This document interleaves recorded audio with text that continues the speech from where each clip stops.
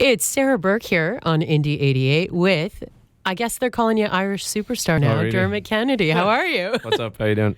It's very cool to have you in this environment when I saw you playing for a humongous crowd of people at Trinity Bellwoods yesterday. How was your experience in Toronto with that? It's pretty crazy, you know, like, I don't know, it takes me out of my comfort zone, even though that's what I did when I was a teenager. Shouldn't be new. No, it's not new, but it's like, it's on a whole different level. And it's funny because when I played in the street when I was a kid, no one expected anything, you know what I mean? Whereas nowadays I'm meant to be good at this, you know? Yeah. So it's like, it's a different thing. And it's a bit more kind of chaotic, but I kind of like how uncomfortable I feel, if that makes sense. It kind of feels exciting.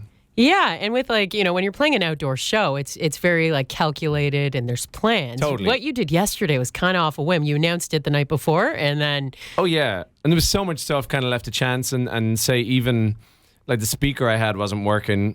And then I figured out how to get it to work. And then we put it up on a chair so it could like reach more people. There just happened to be a deck chair. So stuff like that I love. Yeah. I don't know. It's just like you said, in this career, there's so much, it's like planned to death, right? Like you do things. And so sometimes shows you can run the risk of being a bit kind of copy and paste. And then yesterday is just crazy. So I love that. Yeah. Yeah. Well, we loved seeing you in the busking environment. And I grabbed this from your post on Instagram. I just want to bring up. It's not normal these days. I have a career completely on my terms, making music I want to make. And a couple thousand people showed up for me just in a park today. And I announced it last night. That's longevity and that's real. Who are some other artists who you think kind of bring that to the table that you've always been inspired by? I think even these days, he's taken artists like Santan Dave, you know him? He's a rapper from England, but that's just, to me, it's just like he spends very little time on social media. It's just his career is based off music. And in my mind, he's the best rapper coming out of the UK. And so, but that shows, you know, people warm to that. And it's this age where like social media is so important. All these gimmicks are kind of so important, but then I think it still matters that like to be the best at the music because people still see that and it still shines through. It really does. But yeah, I don't know. Some of my favorite artists like Bon Iver, I think that they'll always be important to me. Yeah, it's hard though. You know, stuff moves so fast these days. There's so much music. And so I hope I last, yeah. Well, you're certainly finding a way to build community as you do the music side of things. I mean, even yesterday you were donating proceeds to Unison Fund, which was lovely. And you've done Music Cares. You've done a lot of stuff with charity. What are some of those support systems that have meant a lot to you in the past? I mean, to be honest, I was talking about this last night. I've been very lucky just the way my life has gone. And I've kind of, my childhood, everything, I've been very lucky in the sense that it's just put me in such a good place to be able to build this platform. And so now I just feel like I'm in a spot where I need to give back, you know? True. I just don't see it. It's the best feeling in the world. It really is, you know, when you say like we did a couple of shows last year in Ireland, and the pandemic kind of got in the way of them. They changed the restrictions like a couple of nights before it. Right. And so they went from being 2 shows to being 4 shows and we split the room in half basically. And we raised like a couple of $100,000 for charity and stuff. But like, I don't know, there's no better feeling in the world because you actually, like I said, there's so much music nowadays. It's so saturated. And so it's easy as an artist to kind of question your worth and question the worth of your work and everything. So when you can actually kind of make a difference a little bit, that's when you feel like you're doing a good thing. Right. Another guy who's really good at that, who you were supposed to be opening for here in Toronto, Shawn Mendes. Had you had any, you know, collaboration or like, had you guys ever talked before this tour? Oh yeah, we'd hung out a couple of times. Yeah? We were in the studio together. We wrote a song together. That does exist somewhere. And so it's not out yet? No, it's not out yet. But he's such a nice guy. He really is. And especially like, I don't know, he's so kind of wise and just wise beyond his years. For sure. And Jinx. Yeah. And he I don't know, he's just a nice guy to be around. Yeah. Yeah, because, you know, global, so we look at him as like our global superstar, right? Of course. So to have like the Irish global superstar with the Canadian global superstar, well, one of many, you know, I think it would have been a really powerful set. We'll get you back anyway for totally. full... Oh, and even what we did do is beautiful, you know, and it was so good to see him in that environment and to actually just see that environment and see how shows of that level operate. And I think that's the beauty of music, to be honest, is that like... That's why collaboration is so good because everybody has a story, you know what I mean? Like we could talk about me playing in the street when I was 15 and now doing this and everything that took me from there to here. But it's like every artist has a story like that. And I think that's the most beautiful thing, because everybody has moments where they wanted to pack it in. Everybody has moments where they persevered, everything like that. So there's all these stories that come together. And that's kind of, to me, why sort of like getting to talk to other artists, hang out with them is the best thing. Mm-hmm. Humility and vulnerability. I really hear it in your music, and I hear it in even the way that you're speaking to me right now. And even talking about this new record, I think I pulled a quote here. The realization that each random passerby is living a life as vivid and complex as your own is at the center of what you're doing with this new record, Sonder, that's going to come out in September. Like how someone, operating at your level can still be thinking about other people. Like where does that come from? Is it from your upbringing? Probably, I guess. Yeah. I mean, like, anything I can't explain, I'm like, it's probably from my parents. It's probably from my childhood and all that. But like being so conscious of other people instead of, like you said that you feel uninspired when everything's about you. Yeah, definitely. Because I think that's the type of person I am. I feel like I happen to, even when we play shows, like I know it's my gig and I know I'm at the center of it, but even say if someone in college asked me to like go up and speak in front of the class, like I hate it. Like I can't. Really? I do not like being the center of attention. I'm not that person, And like, I went through school just like barely even opening my mouth. Like I was the quietest person to ever exist. I find that so hard to believe. Crazy, because I'm so loud when I sing, but I don't know. It's just not the type of person I am. So I'm very happy to kind of offload or at least share the spotlight, because I don't know. I do this because I love music. You know what I mean? I'm not in it to be a celebrity. I don't. No, you care got something about to anything say. Else. For sure, yeah, and that's the only thing. But like, don't get me wrong, like my ambition is wild. Like I want to take it all the way, but I want it always to just be about music. For sure. So set us up with this new single. We're going to play it on the air here. It kind of sounds like you're writing from a very painful place. But mean something to someone? Yes. Yeah. It seems like you're writing in past tense with something to something to someone, but you're also like finding hope and light in that same sentiment somehow. Yeah. So how did you play with those two things in the song?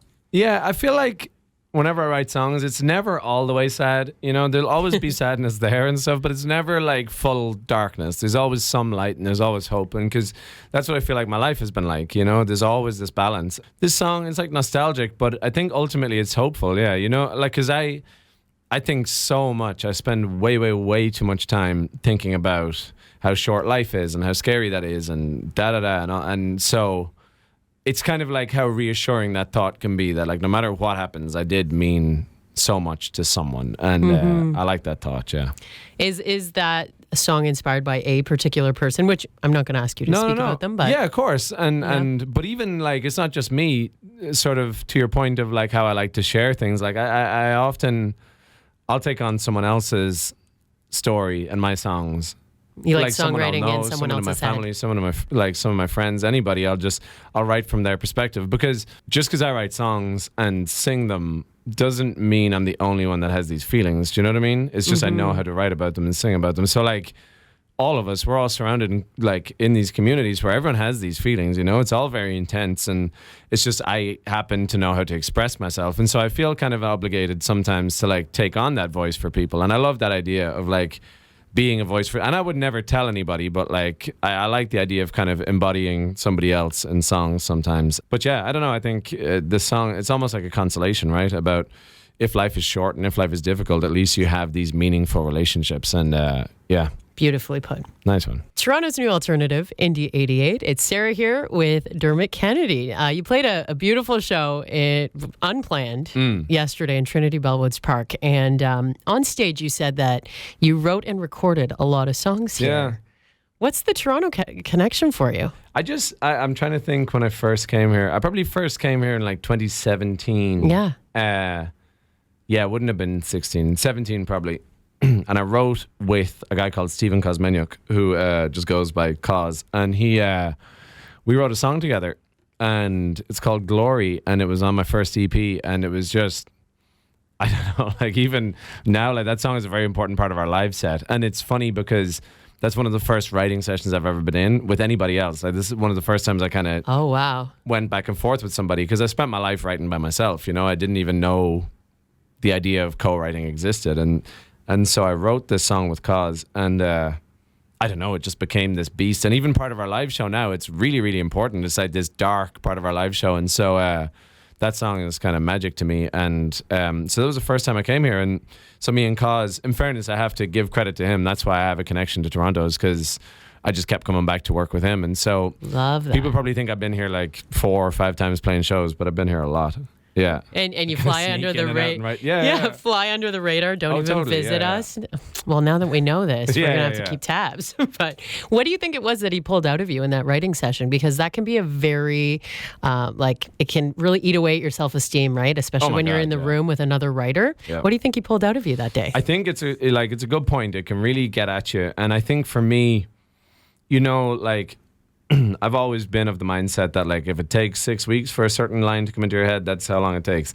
And so it really messed with my head to be like, okay, this song needs to be done in 2 days, and I need to write this verse. And I've gotten way better at that now. I think because I'm more established, so I know I'm good at this, and I trust myself a bit more. But back then it messed with me, and like you just get used to it, because you sometimes you get in the room with somebody and it just doesn't work. You don't click as people, right. And sometimes you don't click as people, but the result is great, and that's interesting too. But and sometimes you get on really well and the song doesn't carry. It's just it's almost random, but like it's worth it for the times that you find somebody like Cause, or I find somebody like, say, Kerry Willits is someone else I work with in London, or Scott Harris, and just these people who are very key to my career, and they really understand what I'm trying to do, and they just really get it and can add their expertise to it. Because it's not like, sometimes I'll literally just be like, here's the song, and someone can be like, okay, well, what if this verse is the second verse? And so it's not,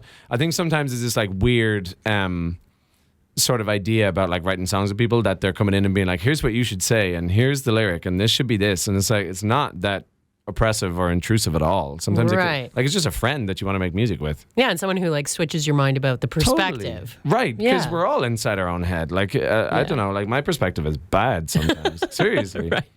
No, I get that. So staying with that same like vulnerability, when you're on stage, what song of yours, new or old, are you finding like super vulnerable to play right now? I try and go there all the time. It's like, again, it's just random. It'll catch you on different days. Depends on what you're going through. Totally. And even sometimes you don't think you're going through something, and then you go on stage, you're just like, oh my God. You just don't realize what you're kind of holding inside. Power of live music. Yeah. And then it's weird kind of being at the center of it, like, because I love going to shows.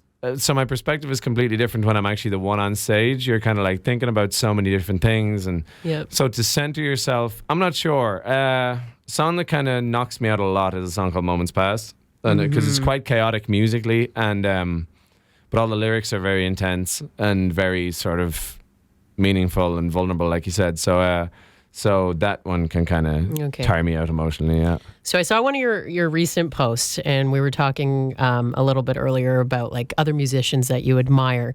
You're putting people on the opening slot of your tour, something you've had experience with in the past as well. Yeah. Who's like a great discovery, even if we've never heard of them, that you want to shout out? Right. So there's a guy who supported us before, and it wasn't this kind of open call thing. It was just someone we kind of happened across, and he supported us on a few tours. His name's Luca Fogali, and he's from Burnaby, just outside Vancouver. Canadian. Oh my familiar. God. He's the best. Yes. Well, my follow-up question was going to be, and give us a Canadian, but you went right there. Have you heard of him? Yes. I've played his music on a different station I used to work for. Yeah, he really is. He's so nice, and his music is so good. And it was at that point where we were playing like theaters with like 2,000, 3,000, and everyone was really attentive. It was beautiful. Nice. So one thing I didn't know, is that how you pronounce his last name, Fogali? Or we're both not sure on that. No. Okay. I am like kind of sure, because I've seen him say it on stage, so I'm pretty sure it's that. And I know there's like Italian roots, and so that's why I did. There we go. Yeah. That's perfect. Okay. Another thing I wanted to ask you about, spending so much time in Toronto with Cause. Did I get the nickname right? Yeah. What has he shown you about the city? Did you find any great music spots, any venues that you loved hanging out at? Or Well, this is the thing with Cause, is that he works hard. And so it's like, no play. Sometimes you are in there with that guy. Like, and he is the one that if you were like, oh, I think I might like dip out at like 6 or 7, he'd be like, not really. Absolutely not. Yeah. So, but around the city, I mean, like, what I love about Toronto is like, it kind of reminds me of Brooklyn sometimes in a way. It's just like loads of little random cafes and shops that you can happen upon. There was one place I actually Googled, and I would, like, any help with this would be the best. I had breakfast in a place ages ago, and it was on the corner of a building, and it was like all sort of like beaten up, red door, really old school, and it was in like a neighborhood, like a housing estate, but it was so nice, and I cannot figure out what it was. But I kind of loved that I can't figure out what it was. But so like I went to some place called the Federal. That was great. Okay. I always like, I don't know, like I always get up like 2 hours earlier than I'm needed, and I walk around. And do you like being near like a park, water? What's your vibe? I don't even have a thing. I'll just wander. I think nowadays I'll often leave without my phone and then just see where I go. Yeah. Awesome. Yeah. Okay. And last but not least here, what do we need to know about this new track, Dreamer? Oh, that's what I am, you know. I think it's important for me to hold on to that. We were talking about that just now. I feel like as you get older, because it's so easy to be a dreamer when you're a kid. It's so easy to have an imagination. It's all right in front of you, and it's all sort of nurtured and encouraged. But as you get older, it seems like that stuff's kind of taken away from you a little bit, you know, like life gets more serious, you got more responsibilities and stuff. And so I'm just constantly trying to hold on to that sense of being a dreamer and having a vivid imagination. And so that song's kind of about that. Wandering, dreaming. I'm Totally. picking up on a theme here. Oh, you got to do it. Yeah. No, but it's crazy, right? Because the more, it's mad. It's like the more your career, the more you're successful, the more your career grows. It's almost as if those things aren't nurtured, and it's like you really have to hold on to it and fight for that, because otherwise you just be on the bus and hotels all day and on the phone all day, and you're just like, this isn't, you know, like I grew up walking around the forest and like fields and stuff. Like that's why I am who I am. I grew up reading like The Hobbit all the time and like just being outside all day, you know, like it's no coincidence that I write these songs. Or that you started on the streets because you liked, that was like a comfort Totally. For you. Right. And you talk about Sonder, like caring about other people. Like I played on the street watching people walk by me all day, you know? Mm-hmm. Yeah. It's so interesting. So that new record, Sonder, is out September 23rd. When you're back in town, please go see this man live. Incredible vocal capability, incredible songwriting. Thank you. And congrats on this new record. I know that it's been a long haul to get her out after everything we've all been through the last few years. Of course. Nice one. Thank you.